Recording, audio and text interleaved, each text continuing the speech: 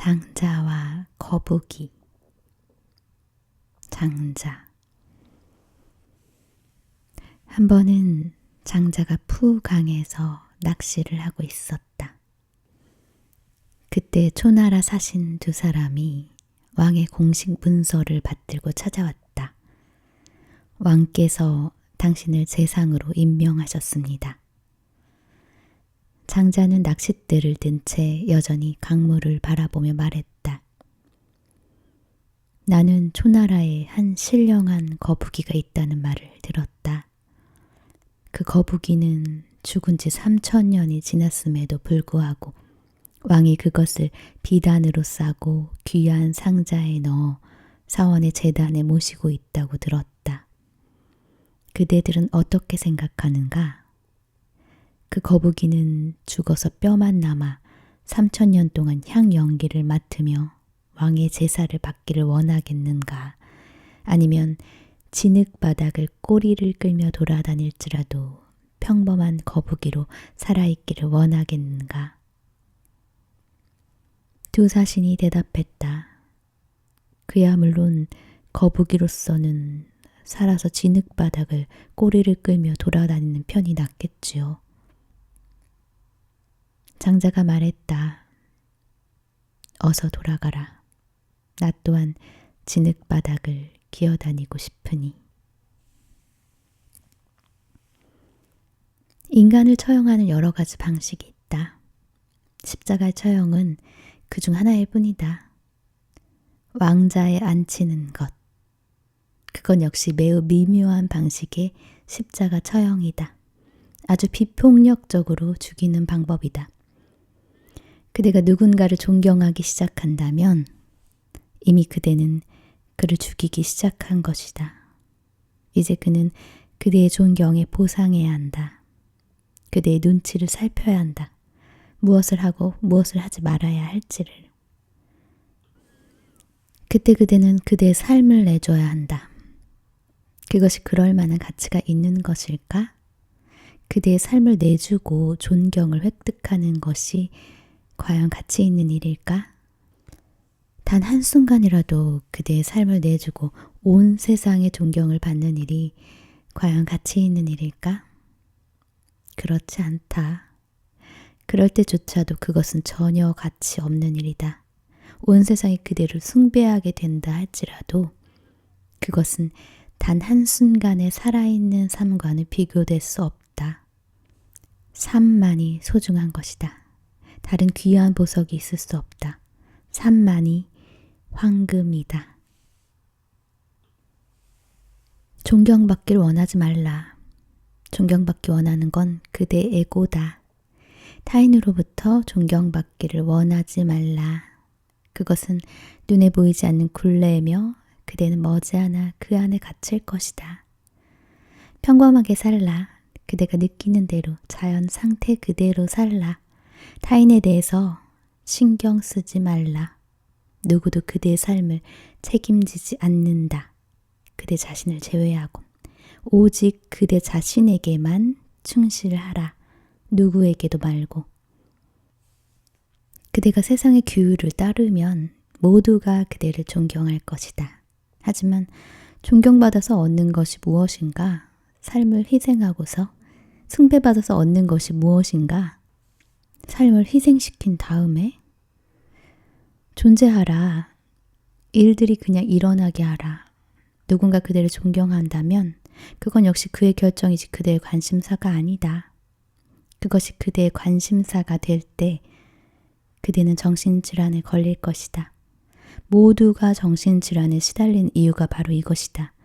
그리고 주변에는 너무 많은 사람들이 있다. 그들 모두가 그대에게 이것저것을 하기를 기대하고 있다. 너무 많은 사람들, 너무 많은 기대들, 그리고 그대는 그들 모두를 만족시키려고 하고 있다. 그들 모두를 만족시키는 일은 불가능하다. 노력의 결과는 그대 자신의 깊은 불만족뿐. 누구도 만족하지 못할 것이다. 그대는 누구도 만족시킬 수 없다. 실현 가능한 유일한 만족은 그대 자신을 위한 것이다. 그대 자신이 만족한다면 그때 몇몇 사람도 그대에게서 만족을 얻을 것이다. 하지만 그건 역시 그대의 관심사가 아니다. 다른 누군가의 기대를 충족시켜주기 위해 그대는 이곳에 있는 것이 아니다. 그대가 여기 있는 것은 그대 자신의 존재를 실현하기 위해서다. 그대 자신의 존재를 충족시키기 위해서 그댄 여기 있는 것이다. 그것이 그대의 운명이다. 그것으로부터 멀리 벗어나지 말라. 어떤 것도 그것보다 가치 있는 일은 없다. 그대는 그대 자신의 것을 추구해야만 한다. 그대가 따라야만 하는 정해진 규율이란 없다. 그대 자신의 규율을 발견해야만 한다. 이것을 늘 기억하라. 그대에게 행복과 환희와 평화와 침묵을 준 길이 있다면 그 방식을 따르라. 그러면 더 많은 것이 올 것이다. 따라서 이것이 기준이다. 마음의 평화를 발견하라. 그대가 살아서 꼬리를 끌고 돌아다닐 진흙 바닥을 발견하라. 그곳이 그대의 사원이다. 붓다는 그 자신의 방식으로 삶을 살았다. 그런데 그를 숭배하는 사원이 형성되고 수많은 자들이 붓다와 같은 삶을 살기 시작했다. 결국 그들은 관역에서 빗나갔다. 붓다는 결코 누구도 추종하지 않았다. 그는 그 자신의 방식대로 살았다. 그래서 그는 행복했다. 그것은 좋은 일이다. 하지만 이제 그를 추종한다면 그대는 불행한 존재다.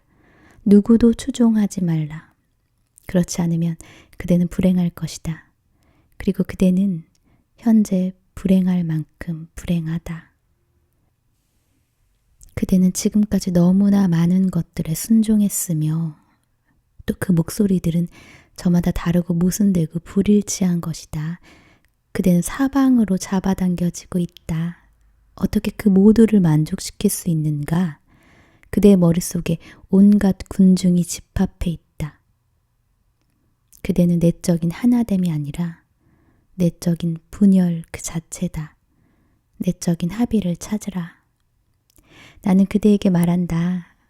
타인에게 귀 기울이지 말라. 자신의 목소리에 귀 기울이라. 비록 때로 실수를 저지른다 해도, 때로 일이 잘못된다 해도 걱정하지 말라. 처음엔 당연히 잘못될 것이다. 타인을 추종하는데 너무나 익숙해져서 자기 내면의 목소리를 잃었기 때문이다. 내면의 목소리가 무엇인지조차 알지 못한다. 수많은 목소리가 그곳에 있으며 그것들은 모두 타인들로부터 온 것이다. 때론 엄마가 말한다. 이렇게 해. 때론 아빠가 말한다. 그렇게 하지 마. 때론 붓다가, 예수가, 장자가 그 모든 목소리들을 떨쳐버려라. 그리고는 귀 기울이라. 명상은 깊이 귀 기울이는 일이다. 내면의 목소리에 귀 기울이는 일. 그대가 침묵할 때 목소리들이 멈춘다. 장자는 그의 집으로 돌아가고 붓다도 그의 집으로 돌아가고 예수도 떠난다. 엄마와 아버지도 사라진다.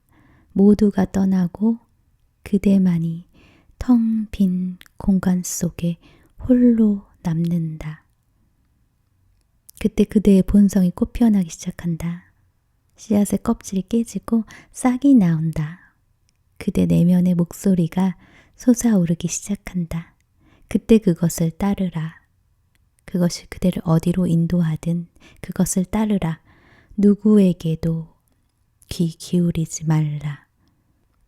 그것이 신에게로 가는 그대의 길이다. 일단 그대가 자신의 목소리를 들을 때 어떤 규율도 불필요하다. 그대 자신이 하나의 규율이 된 것이다.